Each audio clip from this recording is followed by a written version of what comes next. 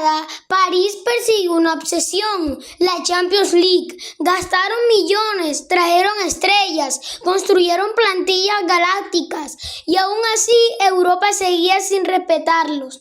Porque una cosa es tener dinero y otra muy distinta tener historia, pero algo cambió. El PSG finalmente conquistó Europa y ahora aparece una pregunta mucho más interesante.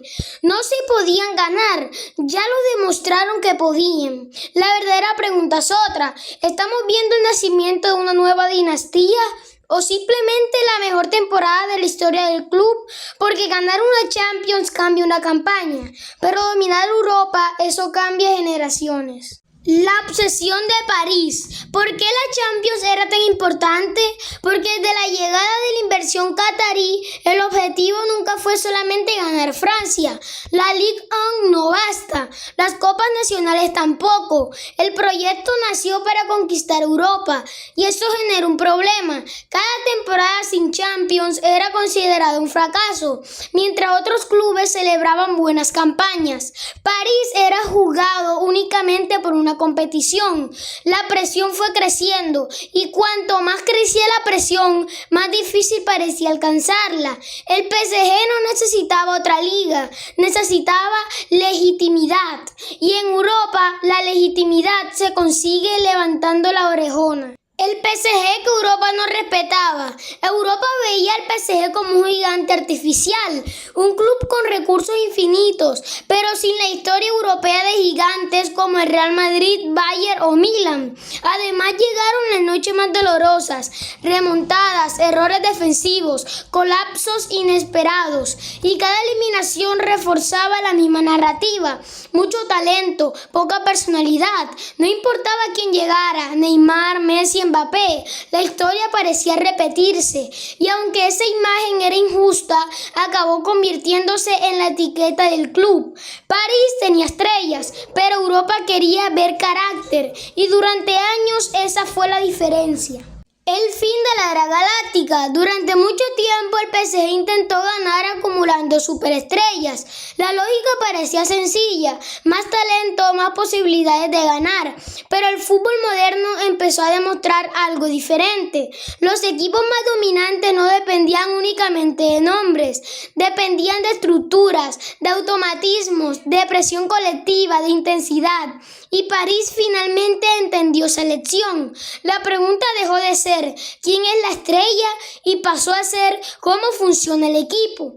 El club dejó atrás la era de los galácticos y empezó a construir una plantilla más equilibrada, más joven, más trabajadora, más competitiva y ese cambio terminó siendo fundamental. El gran cambio táctico. Aquí nace realmente el nuevo PSG, un equipo mucho más moderno, más agresivo, más compacto, más intenso y gran parte de esa transformación nació en el mediocampo. Vitinha se convirtió en el cerebro del equipo, controlaron ritmos, dirigiendo ataques, tomando decisiones. A su lado apareció Joao Neves, uno de los mediocampistas jóvenes más prometedores de Europa. Presión, recuperación, energía, trabajo constante y completando el trío, Fabián Ruiz aportó equilibrio, experiencia y llegada ofensiva. Juntos formaron uno de los mediocampos más completos de Europa y gracias a ellos el PSG empezó a dominar partidos desde el control, no desde el caos. La recuperación tras pérdida mejoró, los espacios desaparecieron y el equipo comenzó a defender y atacar como una sola unidad. El arquitecto del proyecto. Toda transformación necesita liderazgo y aquí aparece una figura fundamental, Luis Enrique, porque cambiar jugadores es fácil, cambiar una mentalidad es mucho más difícil. El entrenador español llegó con una idea muy clara. Todos atacan, todos defienden, todos trabajan, sin excepciones. Construyó disciplina, orden, compromiso y sobre todo una identidad.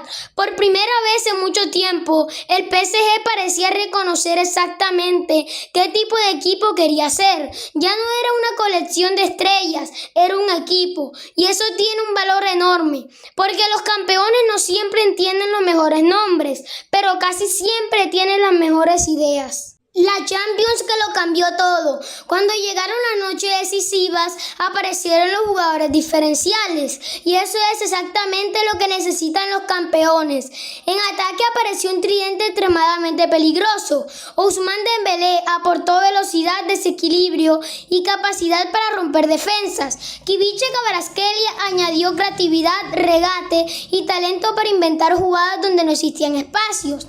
Mientras que Desiré Doué representó la explosión de una nueva generación, juventud, atrevimiento y personalidad. Pero el ataque no fue el único protagonista. Detrás de ellos estaba el verdadero motor del equipo. Vitinha controlando el ritmo, Joao Neves recuperando balones, Fabián Ruiz aportando equilibrio y sosteniendo todo el sistema. En defensa también apareció una versión mucho más sólida del PSG. Marquinhos volvió a ejercer como líder. Pacho aportó agresividad y seguridad.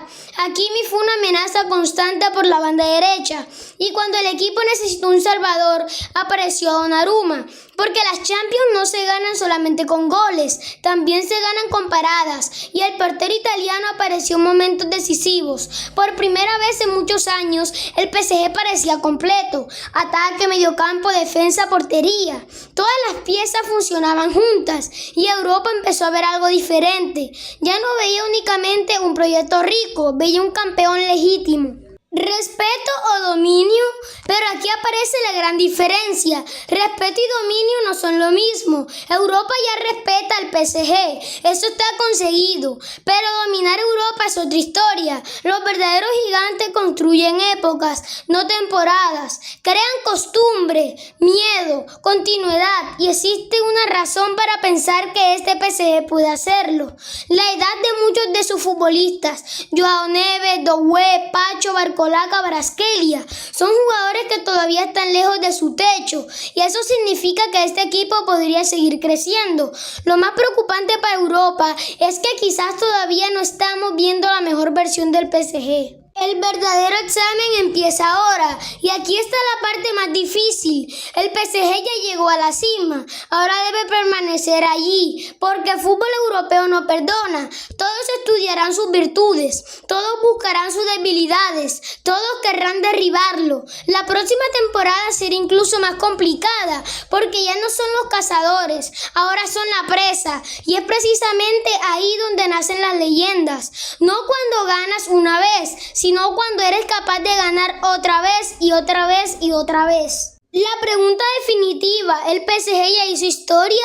Eso nadie puede discutirlo. Conquistó Europa 2 veces, silenció críticas y transformó completamente su imagen. Pero todavía queda una pregunta abierta. ¿Estamos viendo el primer capítulo de una dinastía o acabamos de presenciar el punto más alto de la historia del club? La respuesta solo lo dará el tiempo. ¿Tú qué opinas? ¿El PSG dominará Europa durante los próximos años o todavía es demasiado pronto para hablar de una nueva era? Suscríbete para más análisis, porque aquí el fútbol no solo se mira, se entiende.